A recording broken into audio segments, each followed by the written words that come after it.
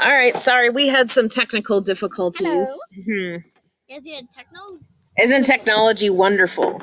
Yes. Okay, so anyway, so as we're talking about the end, so what are some of the abilities that animals have? So Katie brought up the fruit bat. The fruit bat eats mosquitoes. Maybe what does a dog do? What can you train a dog to Well, do? dogs make excellent guard dogs. Like you see, police dogs and Dalmatian dogs. Dogs are good because if there's an intruder in your house at night and you don't know, the dog can defend it. Right. So those are all great examples of things. Dogs can you can have those special dogs that are trained to sniff out and look for people who maybe are trapped in an avalanche or in a fallen building. And they're great. Again, though, they're trained. They're able to do things, but they can't reason. Okay, they do not have the will and intellect. That's what makes them different. Okay, so then now we get to humans. Yep. Okay, what are some abilities that humans have? Well, we're able to love and cook. Well, yeah, cooking is great, right? We make our own food. We can dance, right? Yeah. We can talk to people. We can argue with people. We can read. If we know how to read, we can learn. We can play. We can observe. We can play. Yeah, there's all these things that we're able to do. Most of all, we are able to know God and to make the choice to love Him and be in a relationship and not with to Him. Go to hell. Yes, and so that's really important. That's something that free will is critical. And that's a gift that's given to each and every one of us. God does not force us. Real love does not force itself upon another. So if God just said, I'm going to make you all robots and force you all to love me, and you can't, No, not like that. He wouldn't do that. He gives us the choice to love Him because love is free. And so therefore we are free to accept or reject that. Yeah, it's also we can have relationships with other people. We can choose to love them. We can choose to love even when it's hard.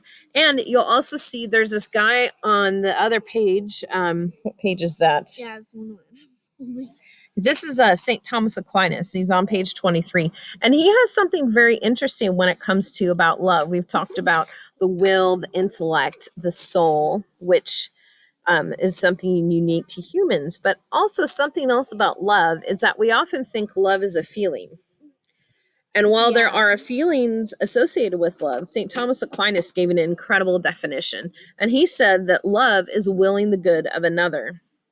Yes. And that means that it may not always feel good. So if you look at a crucifix next time, Jesus obviously was not feeling good while his hands and feet were nailed. Okay. But he did it. Take away our sins of the world. Yes, he did it to take away our sins, but he did it out of love. You look at a mother when she's in labor with a baby and is in a lot of pain. She will go through that. And it's not like she's having fun, but it shows her love. Or when maybe when there's a friend who you make a sacrifice to help. Maybe you give, even though you don't feel like it, you're having a bad day, maybe you reach out and give a friend a hug or ask them or help them or give some money to the poor. Those are some examples of love. That's not a feeling. It's choosing the good of the other. So some deep thoughts to consider for today. Yep. All right.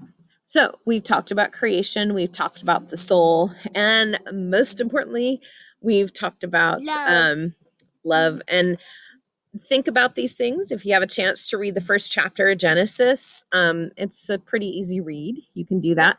I will also link a video that just has like a 3-minute animation of the creation of the world. So feel free to check that out.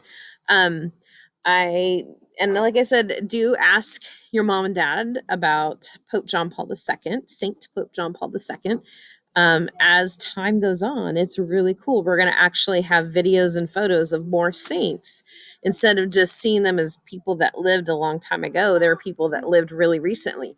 And it also, I will include a video about Blessed Carlo, who was a 15-year-old boy who died of leukemia, and he was just beatified over the weekend. So And he loved to play video games. Yeah. But he also my loved brother who God. plays video He was not games. canonized because he loved playing video games. Not that that's bad, but he loved God. He loved going to mass. He especially loved Jesus and the Eucharist. So And here's a fact about him. Did you know he dragged his whole family to church?